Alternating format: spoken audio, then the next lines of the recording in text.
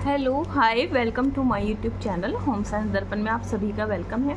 I hope आप सभी बहुत बेहतर होंगे और आपकी स्टडी कैसी चल रही है ज़रूर बताइएगा। तो जैसे आपको पता है कि हम क्लास 9 की बुक कवर कर रहे हैं और क्लास 9 की बुक में हम कवर कर रहे हैं खाद्य पदार्थ संगठन, वर्गीकरण तथा कार्य, और जिसमें कि हमने लास्ट वीडियो में स्टार्ट किया है वनस्पति द्वारा खाद्य पदार्थों का संगठन। ठीक है, उसमें हमने खाद्य अनाज व दालें कवर कर लिया है। जिन लोगों ने वो वीडियो नहीं देखी है वो जा कर के प्लेलिस्ट में देख सकते हैं। और जो लोग आने वाले एग्ज़ाम जो कि टीजीटी है, पीजीटी है या एलटी का, या फिर आप नेट की प्रिपरेशन भी कर रहे हैं, तो अगर आपको बेसिक से वीडियो देखनी है, आप चाहते हैं अपनी स्टार्टिंग करना अपकमिंग एग्ज़ाम्स के लिए, तो आप ज़रूर जा कर के प्लेलिस्ट में वो वीडियो देख लें। वो आपके लिए बहुत ज़्यादा बेनिफिट रहेगा आपको बेसिक कवर करने में। ठीक है, तो हमने दालें कवर कर ली थी जैसे मैंने आपको बताया है। उसके बाद आज हम करने जा रहे हैं मूलकंद। ठीक है, मूलकंद आलू, गाजर, चुकंदर, मूरी, शलजम, मतलब जो मिट्टी में जिसका एक पोर्शन रहता है, यहाँ उसके बारे में बात की गई है। प्याज प्रायः प्रयोग में लाए जाते हैं। इसमें क्या होता है कि इसमें कार्बोज, जो आपका कार्बोहाइड्रेट होता है, वो अधिक पाया जाता है। ये अनाज तथा दालों से कम पोषक होते हैं। ठीक है, इसमें प्रोटीन तथा वसा नहीं होता है। तो अगर हम प्रोटीन की बात करें और बात करें अगर वसा की, तो इसमें वसा और प्रोटीन तो नहीं होगा, पर ये कार्बोहाइड्रेट से रिच होते हैं। जैसे कि आपने देखा होगा कि जो वो सर्दियों में एक शकरकंद आती है जिसे हम स्वीट पोटैटो कहते हैं, तो वो इस तरह की आलू है, ये सब क्या है, ये कार्बोज की इसमें मात्रा अच्छी होती है। अब फर्स्ट हम देखते हैं इसमें आलू में कार्बोज 22.9% होता है, जबकि फैट 0.1% और जल 78.2, प्रोटीन 1.6 तथा खनिज लवण 1% होता है। तभी कहा जाता है कि अगर हम किसी का वेट गेन है या कोई शुगर का पेशेंट है, तो उसको आलू को हम मना कर देते हैं डाइट में कि आप उसको हटा दें, क्योंकि उसमें कार्बोज की मात्रा अच्छी होती है। ठीक है, आलू शीघ्र पचने वाला, खाने में स्वादिष्ट होता है। 400 ग्राम आलू से 385 कैलोरी हमें क्या मिलेगी, किलो कैलोरी ऊर्जा प्राप्त होगी। आप ये लगाइए अंदाज़ा कि 400 ग्राम अगर हम पोटैटो लेते हैं तो उससे हमें कितना कैलोरीज मिलेगी, 385, लगभग लमसम ही है। तो इसके बाद आ जाता है गाजर। इसमें कार्बोज 11.6% होती है, परंतु प्रोटीन 1.2 इसमें होता है। इसमें खनिज लवण अधिक पाए जाते हैं। इसमें गाजर में क्या होता है कि गाजर में हमें जो खनिज लवण होते हैं वो अधिक पाए जाते हैं। ठीक है, इसमें कैरोटीन व विटामिन ए, बी, सी पाया जाता है।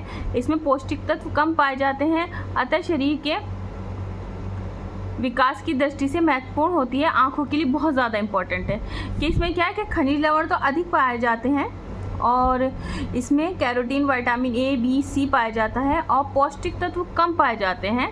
और ये जो है हमारे आइस के लिए हमारे बहुत ज़्यादा इम्पॉर्टेंट है। ठीक है, शलजम की बात करें, ये रोगियों के लिए इम्पॉर्टेंट है। ठीक है, यह अधिक पौष्टिक कंद नहीं है, इसमें वसा की मात्रा अधिक पाई जाती है। ठीक है, इसमें वसा की मात्रा क्या है, अधिक पाई जाती है। इसमें बी और सी अधिक पाया जाता है, जो शलजम है। इसके बाद आ जाता है प्याज व लहसुन। ये वल्ब रूपी भूमिगत तने हैं। प्याज व लहसुन सल्फर युक्त पदार्थ सबसे अधिक पाया जाता है। अगर इसमें आपने देखा है कि आंखों में आंसू आ जाते हैं और लहसुन की जो स्मेल है वो कितनी ज़्यादा स्ट्रांग होती है, तो क्या बताया गया कि प्याज व लहसुन में सल्फर पदार्थ सबसे अधिक पाया जाता है। लहसुन दमा, गठिया, खांसी, अन्य रोगों में फ़ायदा करता है। तो बाज़ार में गार्लिक पल्स भी मिलती हैं।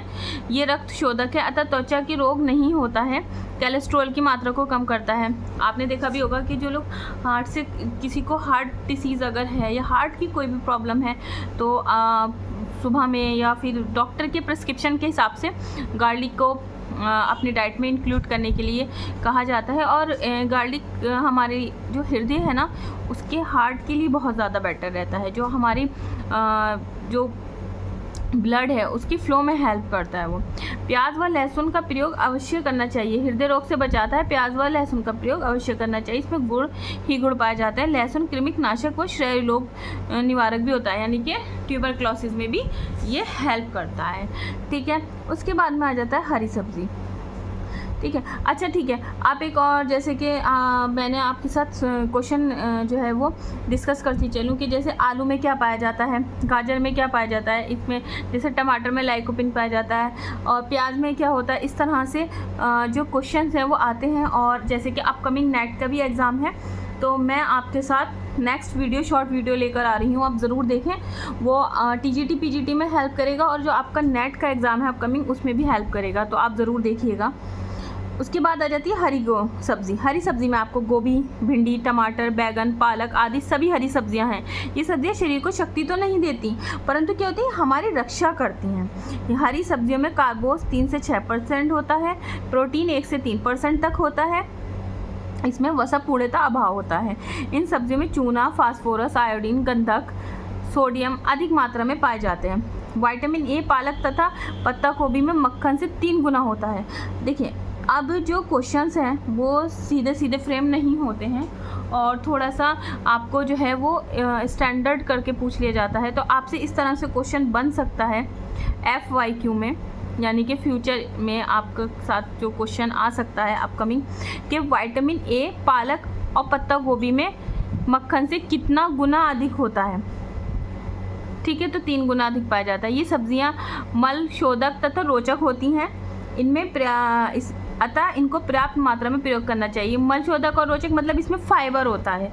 अगर आपको किसी को कॉन्स्टिपेशन की प्रॉब्लम है, या किसी को लगता है कि सुबह में वो पास नहीं हो रहा है स्टूल, तो हमें क्या है कि अपनी डाइट में हरी सब्जियों को इंक्लूड करना चाहिए। ठीक है, शाक सब्जी रक्षात्मक पदार्थों की श्रेणी में आते हैं, क्योंकि शरीर को शक्ति प्रदान करते हैं और रोगों से रक्षा करते हैं। ठीक है, अब इन्होंने यहाँ पर देखिए लिस्ट दी है। बैगन, टमाटर, भिंडी, गोभी, लौकी। प्रोटीन भिंडी में सबसे है 2.2, उसके बाद गोभी में ज़्यादा है, टमाटर में कम है। उसके बाद वसा का कंटेंट अगर हम देखें तो 0.5 लौकी में है, और 4 टमाटर में है। इस तरह से आप याद कर लीजिए। मैं आपको जिस तरह से ट्रिक बनाकर याद कर सकते हैं, क्योंकि हमें ये पता होना चाहिए। उसके बाद में कार्बोस बैगन में 6.48 है, गोभी में 9.8 है। देखिए, गोभी में प्रोटीन भी 3.5 है, और कार्बोस भी 9.8 है। ठीक है, उसके बाद में बैगन में लवण कितने होते हैं, 0.26 और 0.5, 0.8, ये सब इसमें मौजूद हैं। ठीक है, और ये बता रखा है। ठीक है, तो अब हम चल लेते हैं थोड़ा सा आगे। अब नेक्स्ट क्या है कि ये दांतों व हड्डियों की मजबूती प्रदान करते हैं, विभिन्न रोगों के संक्रमण से रक्षा करते हैं, शरीर को सुंदर व स्वस्थ बनाते हैं, शारीरिक वृद्धि को ठीक करते हैं। फल को हम 3 श्रेणियों में रखते हैं। यहाँ अब हमारे पास आ गया फ्रूट। अभी हमने पढ़ी वेजीज, अब हमारे पास आ गया है फ्रूट में अब हम देख लेते हैं क्या है फ्रूट्स में। क्या, छिलके वाले फल जिनका छिलका उतार कर हम खाते हैं, यानी कि पील करके खाते हैं। ठीक है, छिलका सहित और रसदार। अब हमें 3 जो है इसकी श्रेणी मिली है, तो देख लेते हैं। सबसे पहले देखते हैं हम छिलके वाले फल, जैसे केला है, आम, पपीता, चीकू, बेल, अनार, शरीफा, तरबूज, खरबूजा, लीची, कटहल, अनानास। ये तो इस टाइम समर्स में आ भी रहे हैं, तरबूज, खरबूजा, लीची, इन्हीं का सीज़न है। अब आने वाले टाइम में आम भी आ जाएगा। तो ये सब क्या है, तो इसका हम पील करते हैं तभी हम इसको कंज्यूम करते हैं। उसके बाद आ जाता है छिलके सहित, जैसे सेब है, आप सेब का छिलका उतार के भी खाते हैं, और आप छिलका समेत भी खा सकते हैं। ठीक है, फाइबर मिलता है इसमें। नाशपाती, अमरूद, नाखा, बेर, जामुन, आलू बुखारा, टमाटर, आंवला, अंजीर, ये सब हम क्या छिलके सहित हम सेवन इसका कर सकते हैं। उसके बाद रसदार आ जाते हैं, अंगूर, रसभरी, संतरा, गन्ना, मौसम्बी, ये आपके जो है वो सिट्रिक फ्रूट्स में आ गए। अब आ जाते हैं फलों के भोज्य मूल्य। प्रायः सभी फल कैलोरीज द्वारा नापे जाने वाले शक्ति पोषक अंश प्रोटीन की मात्रा बहुत कम रहती है, परंतु उनमें खनिज लवण तथा विटामिन्स की मात्रा पर्याप्त रूप से होती है। क्या बता रहे हैं कि ये बता रहे हैं कि शक्ति पोषक अंश व प्रोटीन की मात्रा तो इसमें नहीं होती, ना की बराबर होती, परंतु उनमें खनिज लवण तथा वाइटामिन की जो है क्वांटिटी है वो अच्छी होती है, अच्छे अमाउंट में होती है। अधिकतर फलों में 80% तो पानी ही होता है तथा 7 से 36% कार्ब होते हैं। ठीक है, ये कार्बोहाइड्रेट सेल्यूलोज रेशे मांडी पैक्टिन शर्करा के रूप में रहते हैं। शर्करा विशेषतः सुक्रोज और फ्रैक्टोज व ग्लूकोज के रूप में रहती है। छिलका फोक तथा बीज का अधिकांश भाग सेल्यूलोज होता है जो हजम नहीं होता है, इसलिए तो हम यहाँ इसके छिलके उतार करके यूज़ करते हैं। उसके बाद में पर बद्धकोष्ठता अथवा कब्ज को दूर करता है। फलों में स्टार्च पाया जाता है जो कि पकने पर शक्कर में चेंज हो जाता है। ज़्यादा मीठे फलों में फ्रक्टोज नामक शर्करा अधिक जो उसका अंश है वो अधिक रहता है, जो चीनी से भी ज़्यादा सरलता से पचने वाली शर्करा है। ये शरीर को शक्ति प्रदान करती है। ठीक है, नेक्स्ट हम आ जाते हैं अब अधिकांश फलों में लोहा, ठीक है, आयरन, कैल्शियम, सोडियम, जैसे कि केला है, केला एक आयरन का अच्छा है, पोटेशियम भी रहता है उसमें। उसके बाद आ जाते हैं हम क्लोरीन इत्यादि खनिज पर पर्याप्त मात्रा में पाए जाते हैं जो आसानी से शरीर में जो है हमारे शोषित हो जाते हैं, जो हमारा शरीर अच्छे से ऑब्जर्व कर लेता है। अधिकांश खनिज लवण में विटामिन ए, बी समूह सी प्रचुर मात्रा में पाए जाते हैं जो शरीर की रक्षा करते हैं और विकसित व निरोग रखने में मदद करते हैं। देखिए, मैं आपके साथ जल्दी ही ICMR की जो प्लेट है 2020 RDA 2020 के अकॉर्डिंग जो प्लेट है मैं वो डिस्कस करूँगी कि उसमें बताया गया है कि हमें प्लेट में कितना % आपको क्या क्या लेना है। ठीक है, तो इसमें यही बात की गई है कि हमें फ्रूट अपने डाइट में रोज़ कितना लेना है, कितनी वेजीज लेनी है, कितना हमें फैट कंज्यूम करना है।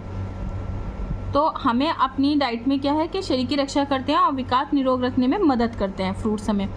कुछ फलों में मूल्यवान अम्ल पाए जाते हैं, पेट में क्षारीय प्रतिक्रिया करते हैं जिससे हानिकारक अम्ल को समाप्त कर लिया जाता है। क्या होता है कि जो हमारा पेट में एसिडिक होता है तो उसके साथ हमें बेस के लिए जो पेट में क्षारीय प्रतिक्रिया का मतलब यही है कि वो जा करके उसका बैलेंस बना दे। इसके द्वारा अम्ल व क्षार का संतुलन, देखिए बैलेंस की बात बना रहे तथा शरीर में आपातकालीन स्थिति के लिए क्षारों का संग्रह हो सकता है। ठीक है, इसके बाद आ जाता है हमेशा ताज़े और पके फल खाना लाभदायक होता है। सड़े गले बहुत अधिक पके फल हमारे लिए हेल्थ की पॉइंट ऑफ व्यू से ठीक नहीं है। विटामिन की दृष्टि से फलों में विभाजन और दैनिक आवश्यकता की पूर्ति के लिए आवश्यक मात्रा। विटामिन ए युक्त फलों के नाम पका आम, पका पपीता। ठीक है, उसके बाद विटामिन बी आलू बुखारा, आम, अमरूद, केला, पपीता, नींबू, टमाटर, ये सब क्या है, ये विटामिन बी युक्त हैं। उसके बाद सी आंवला 10 ग्राम, अमरूद, संतरा, नींबू, मौसम्बी, इन्होंने यहाँ इसकी मात्रा दे रखी है। अब आ जाते हैं हम मेवे यानी कि ड्राई फ्रूट के बारे में। ये भी भोज्य पदार्थ के आवश्यक अवयव हैं, परंतु इसमें वसा कार्बोस की अधिक मात्रा संग्रहित रहती है। भारत में साधारण रूप से इनका उत्पादन कम होता है, इसी कारण इनको अफगानिस्तान, पाकिस्तान, अरब आदि देशों से मंगाया जाता है। यही कारण है ये थोड़े महंगे होते हैं, थोड़े नहीं अधिक महंगे होते हैं तथा साधारण व्यक्ति इनसे वंचित रह जाता है। इनमें प्राप्त होने वाले पोषक पदार्थ उसको प्राप्त नहीं हो पाते हैं, परंतु इनके तथा फलों के प्रयोग करने का समय अवश्य निर्धारित रहना चाहिए। सुबह और मध्य के समय इनका प्रयोग अधिक उपयोगी रहता है। कुछ मेवे अंदर calcium, phosphorus, protein, vitamin A, B, D, E पाए जाते हैं जो शरीर को 65 से 80 कैलोरी तक ऊर्जा प्रदान करते हैं। ये फल अधिकतर छिलके के अंदर सुरक्षित रहते हैं, परंतु कुछ बिना छिलके के भी रहते हैं। किशमिश है, जस्ट लाइक किशमिश है, मुनक्का है, अंजीर है, ये बिना छिलके वाले हैं, परंतु जस्ट लाइक अखरोट है, काजू है, बादाम है, चिरौंजी है, पिस्ता है, चिलगोज़ा है, गोला है। ठीक है, मखाने आदि कड़े छिलके के से आच्छादित रहते हैं। छुआरा भी कड़ा तथा पौष्टिक होता है, जो कि छुआरे वो होता है जो डेट होती है खजूर, उसका ड्राई फॉर्म। मूंगफली भी सूखे फलों में है जो मेवे के समान साधारण व्यक्ति द्वारा उपयोग में लाई जाती है। इसमें 11% श्वेतसार होता है। शेष भाग में कैल्शियम, फास्फोरस, लोहा, मैग्नीशियम, विटामिन ए, बी प्रचुर मात्रा में होते हैं। इसके बाद आ जाते हैं मसाले। मसाले भी वनस्पति जन्य पदार्थ हैं। इनका आहार में भोज्य पदार्थ की दृष्टि से कोई उपयोग नहीं है। इनका उपयोग भोजन में रुचिकर यानी कि रुचिकर बनाना, उसे स्वादिष्ट बनाना, उसे सुगंधित बनाना, उसे आकर्षक बनाने में हम यूज़ करते हैं। भोजन में इसका उपयोग पाचक रसों की उत्तेजना के लिए सीमित मात्रा में किया जाता है, परंतु अधिक मात्रा में अगर हम इसका उपयोग करते हैं तो वो हमारे लिए हानिकारक रहता है। ये पौधों से प्राप्त होता है। सभी मसाले आते हैं जिनका प्रयोग हम भोजन बनाने में करते हैं, जैसे हल्दी है, मिर्च है, ज़ीरा है, धनिया, काली मिर्च, अजवाइन, हींग, दालचीनी, सौंफ, मेथी, राई, लौंग, तेजपात। इसमें से कुछ मसाले फूल से प्राप्त होते हैं। लौंग, केसर, छाल जैसे दालचीनी की छाल, कुछ पत्ते से प्राप्त होते हैं, तेजपत्ता, कुछ भूमिगत तनों से प्राप्त होते हैं जैसे हल्दी, सोंठ, अदरक, कुछ फलों के बीज के रूप में होते हैं जैसे धनिया, ठीक है, ज़ीरा, सौंफ, अजवाइन, मेथी, काली मिर्च आदि, ठीक है। इलायची तथा आमचूर भी फलों से ही प्राप्त होता है। हींग फेरुला नामक पौधे से एक तरल पदार्थ के रूप में प्राप्त होती है। जो हींग है वो क्या है कि फेरुला नामक पौधे से, ये क्वेश्चन FIQ में आप बिल्कुल इसको नोट कर लें कि FIQ में ये आ सकता है कि जो हींग है वो किससे प्राप्त होती है, फेरुला नामक पौधे से, जो सूखने पर कड़ी हो जाती है। और यद्यपि भोज्य मूल्य की दृष्टि मसालों में कोई खास महत्व नहीं है, फिर भी न्यूनतम मात्रा में भोजन क्रिया को ठीक रखती है और भोज्य पदार्थों का हानिकारक प्रभाव को समाप्त कर देते हैं। देखिए थोड़ा सा ये पोर्शन हम दोबारा पढ़ लेते हैं। आपने देखिए यहाँ ये जो पदार्थ है जो हमें पौधों से प्राप्त होते हैं, ठीक है, जैसे हल्दी वगैरह इन्होंने यहाँ दे दी। अब देखिए इसमें कुछ मसाले फूलों से, क्या हो गया, पहला हमें फूलों से मिला। फूलों से प्राप्त कौन से मसाले हैं, हमें फ्लावर, क्या है फ्लावर से, लौंग, केसर। कुछ छाल से मिलेगी, छाल में हमें क्या मिलेगा, दालचीनी मिलेगा। कुछ पत्ते यानी कि तेजपात, ठीक है। और जैसे कि भूमिगत तनों के रूप में, अगर हम तनों में बात करेंगे तो हमें क्या मिलेगा, हल्दी, सोंठ, अदरक, ठीक है। फिर हमें मिलेंगे बीज में धनिया, ज़ीरा, सौंफ, अजवाइन, मेथी, काली मिर्च, ठीक है। तो फूल वाले मिले, उसके बाद मिले हमें छाल वाले मसाले, उसके बाद मिलते हैं हमें पत्ते वाले, ठीक है। उसके बाद मिले हमें तने से, उसके बाद मिले हमें बीज से, उसके बाद हमें मिलते हैं, ठीक है। फिर यहाँ बात हुई है फेरुला के, तो ये हमें पता होना चाहिए। देखिए 1 2 3 4 5, यहाँ ये पांचों हैं जो हमें अच्छे से मालूम होना चाहिए, क्योंकि हमारा इन FIQ कहीं से भी बन सकता है। तो आप इसको अपने नोट्स में ज़रूर मेंशन कर लें। अब आ जाते हैं नेक्स्ट, संगठन। मसालों के संगठन में कार्बोज, वसा, प्रोटीन की मात्रा नहीं के बराबर होती है, परंतु कुछ में vitamin A, B, C, D अलग अलग खनिज लवण पाए जाते हैं। मसाले भोजन को स्वादिष्टता को बढ़ाते हैं, कुछ सुगंध बढ़ाते हैं, सुगंध में जैसे इलायची, दालचीनी, जायफल, जीरा। कुछ पाचक रसों के लिए, ठीक है। कुछ हानिकारक प्रभाव की दृष्टि से नष्ट, मतलब कीड़ा ना लगे, तो हींग है, मेथी है, हल्दी है, अदरक आदि, है ना। पेट दर्द की ठीक करने में, कब्ज को दूर करने में हींग व मेथी का सेवन किया जा सकता है। हरी मिर्च में A, B, C कैप्सिक अम्ल पाया जाता है। लाल मिर्च में विटामिन D पाया जाता है, ठीक है, जो विटामिन की कमी को पूरा करते हैं। कुछ मसाले पदार्थों को आकर्षक रंग प्रदान करते हैं, जैसे कि केसर है, ज़ाफ़रान है। केसर और ज़ाफ़रान एक ही होता है। हल्दी, ठीक है, केसर और हल्दी। उसके बाद में आ जाता है मसालों का उपयोग। भारतवर्ष में मसालों का उत्पादन कम होता है। कुछ मसाले बाहरी देशों से आयात किए जाते हैं। हमारे देश में मसालों का प्रयोग अधिक किया जाता है। अधिकतर सब्जियां, मांसाहारी भोजन पकाने में इसका प्रयोग किया जाता है। दाल में प्रायः जीरे का छोंक लगाते हैं। कुछ मसालों का उपयोग यहाँ पे भी दिया गया है, जैसे जीरा। अब यहाँ आपको जो दिए गए हैं वो दिए गए हैं इनसे होने वाले रिलीफ, जो कि हम अभी डिस्कस कर लेते हैं। ठीक है, जैसे जीरा है जो पेट दर्द में भूख बढ़ाता है। सौंफ है जिसकी तासीर ठंडी है। देखिए वीडियो बड़ी हो जाएगी, आप चाहें तो इसे पॉज करके पढ़ सकते हैं। मैं इम्पॉर्टेंट पॉइंट ही डिस्कस कर रही हूँ। काली मिर्च, इसका स्वाद कैसा होता है? तीखा होता है। और इसमें तेल, हाइड्रोकार्बन, नाइट्रोजन तत्व पाया जाता है और गर्म मसाले के रूप में प्रयोग किया जाता है। नेक्स्ट आ जाती है लाल मिर्च यानी कि रेड चिली। इसमें 10% गंधक युक्त तेल, वसा तथा सूक्ष्म मात्रा में ABCD पाया जाता है। प्याज, जिसे एलियम सीपा नामक पौधे के बल्ब होता है, इसमें सल्फर की मात्रा अधिक होती है। कृमिनाशक, भोजन पाचक, शक्तिवर्धक, इसका उपयोग हैजा, उल्टी, दस्त, दमा, खांसी आदि बीमारियों में किया जाता है। लहसुन अत्यंत गुणकारी गंध युक्त होता है। एलियम सेटाइबम, ये अभी आया भी है 2022 में, नामक पौधे का बल्ब होता है।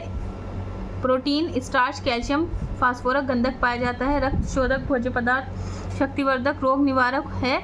इसके प्रयोग से फेफड़ों व गुर्दे की बीमारियां, गठिया, टीबी व कृमि जो हो जाते हैं उनको दूर करने में ये हेल्प करती है। लौंग का तेल क्या होता है?